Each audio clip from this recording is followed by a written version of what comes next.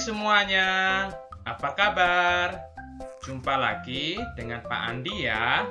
Topik belajar hari ini, tema 1, subtema 3, pembelajaran ketiga.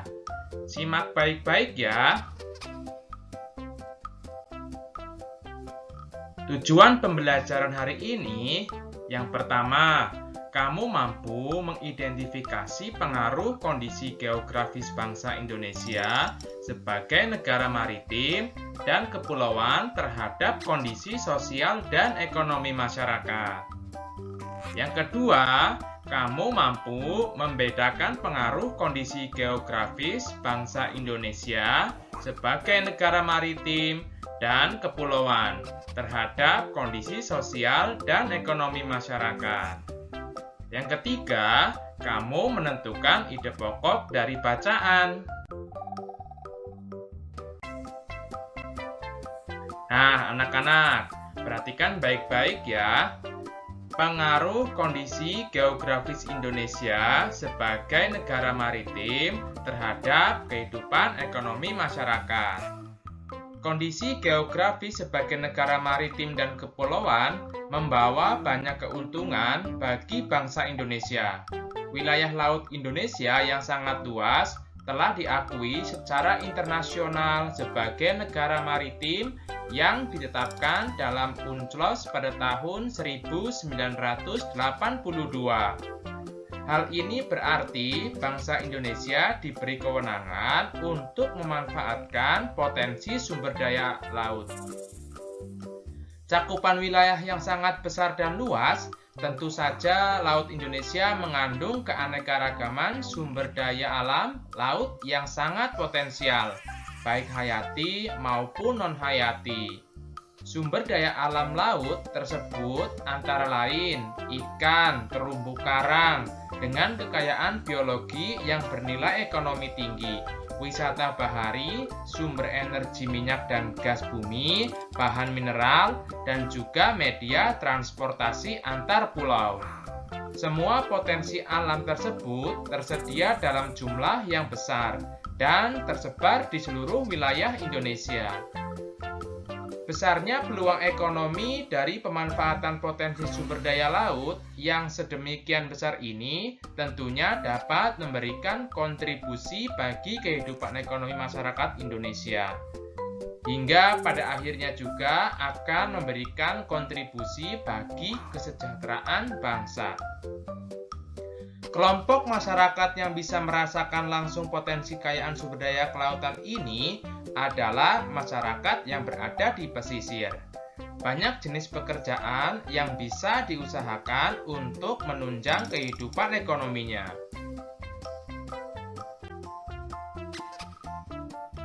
Nah, setelah kamu membaca bacaan tadi, kalian akan Pak Guru tugaskan ya.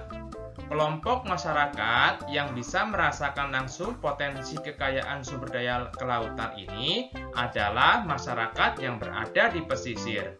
Banyak jenis pekerjaan yang bisa diusahakan untuk menunjang kehidupan ekonominya. Ayo sebutkan jenis-jenis usaha atau pekerjaan yang berkaitan dengan pemanfaatan sumber daya alam laut di Indonesia. Nah, kalian Pak Guru tugaskan untuk mencari usaha-usaha apa yang ada di pesisir laut. Pak Guru contohkan satu ya, yaitu nelayan. Untuk berikutnya, kalian cari sendiri atau boleh kalian cari di media internet.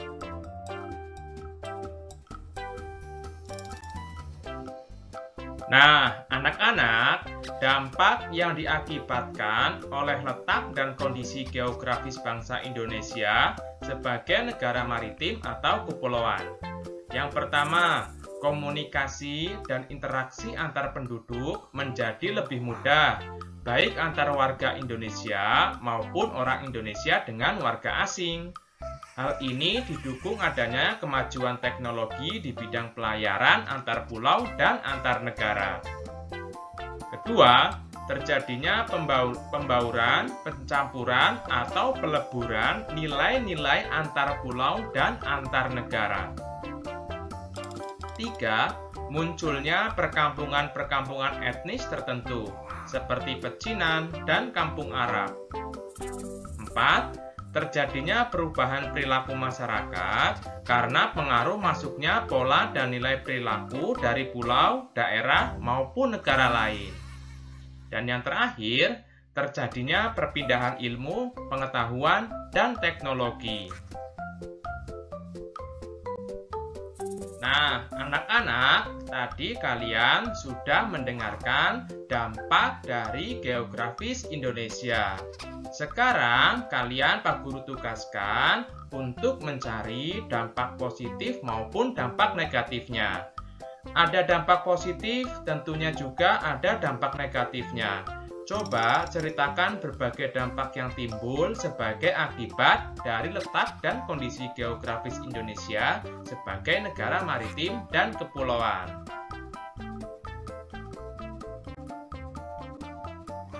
Setelah kamu mengetahui letak geografis Indonesia beserta dampaknya, marilah kita membaca sebuah bacaan berikut.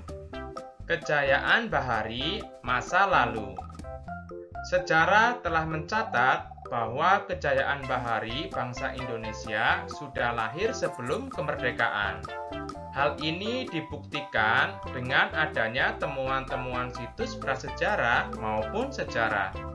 Penemuan situs prasejarah di gua-gua Pulau Muna, Seram, dan Arguni yang dipenuhi oleh lukisan-lukisan perahu layar menggambarkan bahwa nenek moyang bangsa Indonesia merupakan bangsa pelaut. Selain itu, ditemukan kesamaan benda-benda sejarah suku aborigin di Australia dengan benda-benda sejarah yang ditemukan di Pulau Jawa. Penemuan ini menggambarkan bahwa nenek moyang bangsa kita telah melakukan hubungan dengan bangsa lain, yang tentunya menggunakan kapal-kapal layar. Kerajaan Sriwijaya bahkan memiliki armada laut yang besar dan kuat. Armada laut Sriwijaya mampu menguasai jalur perdagangan laut dan memungut cukai atas penggunaan laut. Pengaruh Sriwijaya meliputi Asia Tenggara. Hal ini dibuktikan dengan catatan sejarah bahwa terdapat hubungan erat dengan Kerajaan Champa yang terletak di antara Kamboja dan Laos. Kerajaan Mataram kuno di Jawa Tengah mampu membangun Candi Borobudur.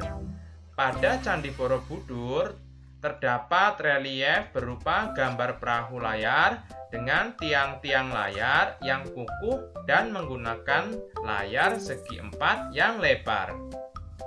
Kerajaan Singosari di bawah kepemimpinan Raja Kertanegara pun juga memiliki armada kapal dagang yang mampu mengadakan hubungan-hubungan dagang lintas laut.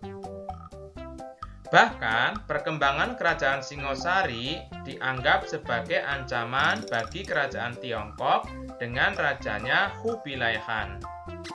Raja Kubilai Khan mengirimkan armada perangnya dan mendarat di Pulau Jawa. Pada masa itulah Raden Wijaya mendirikan Kerajaan Majapahit. Kerajaan Majapahit kemudian berkembang menjadi kerajaan maritim yang besar. Kerajaan Majapahit memiliki pengaruh dan kekuasaan yang luas meliputi wilayah Nusantara. Dengan kekuatan armada lautnya dan didukung oleh kemampuan perang Pati Gajah Mada, wilayah Kerajaan Majapahit kian luas.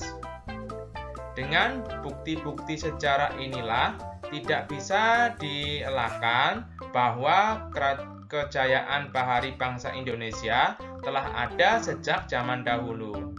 Namun, dalam perjalanannya, kejayaan bahari ini mulai mengalami keredupan seiring terjadinya penjajahan Belanda dengan praktik kebaharian kolonialnya.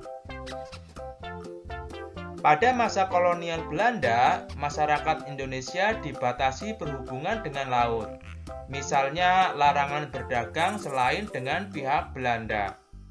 Padahal, sebelumnya telah muncul beberapa kerajaan bahari Nusantara. Hal ini mengakibatkan budaya bahari Indonesia memasuki masa suramnya. Pada masa kolonial Belanda juga terjadi pengikisan semangat bahari bangsa Indonesia, dikarenakan pemerintahan kolonial lebih mementingkan bidang agraris untuk kepentingan mereka dibandingkan dengan bidang kemaritiman. Pemerintahan kolonial menggenjot bidang agraris dengan tujuan memenuhi kepentingan dagang rempah-rempah mereka dengan negara-negara di Eropa. Nah, bacaan sudah Pak Guru bacakan. Sekarang tugas buat kalian ya. Tugasnya yaitu tentukan ide pokok dari masing-masing paragraf bacaan di atas. Pak Guru berikan contoh satu paragraf ya, yaitu paragraf pertama. Ide pokoknya, sejarah telah mencatat bahwa kejayaan bahari bangsa Indonesia sudah lahir sebelum kemerdekaan.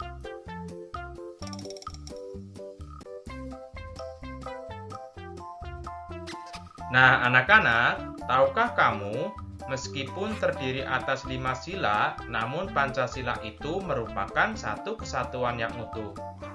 Pancasila diumpamakan sebagai satu paket lengkap yang menopang negara kesatuan Republik Indonesia. Pancasila merupakan satu kesatuan yang bulat dan utuh dari kelima silanya. Sila ke-1 menjiwai sila kedua, menjiwai sila ketiga, keempat, dan kelima. Sila kedua dijiwai oleh sila ke-1, ketiga, keempat, dan kelima, dan begitu seterusnya. Kelima sila tidak bisa dilepas satu dengan lainnya, walaupun masing-masing sila mempunyai nilai-nilai sendiri, tetapi hubungan antar sila merupakan hubungan yang utuh dan saling terkait. Setiap sila yang membentuk Pancasila merupakan unsur yang mutlak yang membentuk kesatuan, bukan unsur pelengkap. Artinya, satu sila menjiwai dan dijiwai oleh sila-sila yang lain. Sila pertama menjiwai sila kedua, ketiga, keempat, dan kelima. Dan demikian seterusnya. Misalnya, meskipun sila ketuhanan yang Maha Esa merupakan sila yang berkaitan dengan Tuhan, tetapi tidak berarti sila-sila yang lain hanya sebagai pelengkap saja. Setiap sila yang membentuk Pancasila juga sebagai satu kesatuan yang mutlak, tidak dapat ditambah dan dikurangi. Oleh karena itu, Pancasila tidak dapat diubah menjadi trisila atau ekasila.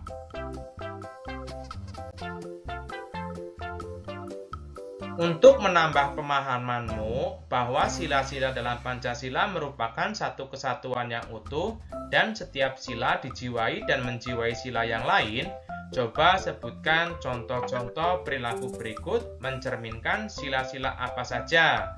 Satu contoh perilaku bisa mencerminkan satu sila, dua sila, atau lebih. Nah, setelah kalian memahami kaitan sila-sila dari Pancasila, Pak Guru akan berikan tugas pada kalian ya. Contoh di sini, pemilihan ketua kelas itu mencerminkan sila keadilan sosial bagi seluruh rakyat Indonesia, persatuan Indonesia, kerakyatan yang dipimpin oleh hikmat kebijaksanaan dalam permusyawaratan perwakilan, serta kemanusiaan yang adil dan beradab. Untuk perayaan hari besar keagamaan, gotong royong, musyawarah mufakat, menjenguk orang sakit, silakan kalian cari sila keberapakah mereka.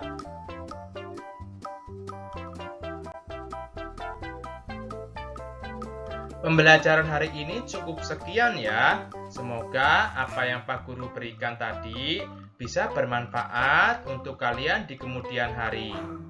Jangan lupa selalu jaga kesehatan agar terhindar dari berbagai macam penyakit. Sampai jumpa.